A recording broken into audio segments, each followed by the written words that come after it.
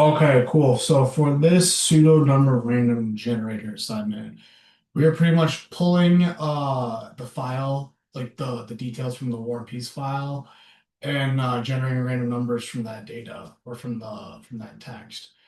So for starters, we have the import OS and import hash lib. So the OS handles all the file path and checks if the War and Peace file actually exists.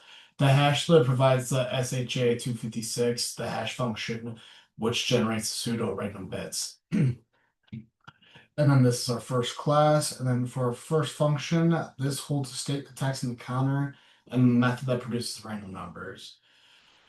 So for the first three, this is just file handling. So this ensures that the file path is correct regardless of where the script is from. And then if the file is missing, it raises an error. And then this reads the entire War and Peace text into memory. Okay, cool. And then this takes all the text from that War and Peace file and then encodes it using the UTF-8 encoding and turns it into bytes. And then now we have a counter. So the counter makes sure that the number increases every time you generate a random value. So if there is no seed, and then I just want to start to say that the seed is the starting value for the pseudo random number generator. So if there is no seed, it will hash the entire text itself from that file. But if there is a seed, it'll combine the seed with the book text. But we're not providing a seed here. It's still going to use the SHA-256 regardless. And this just creates into one big integer, and then we have our call functions.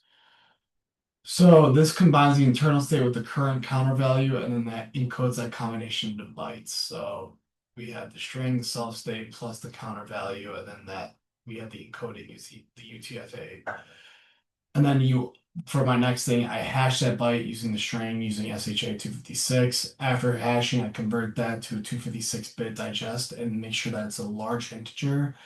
We advance the counter and then we normalize that data, making sure that we have a number from 0 to 1, as I have down here.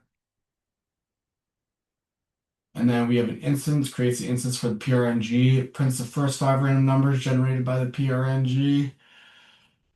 And then this will generate 10,000 numbers. And then we right here,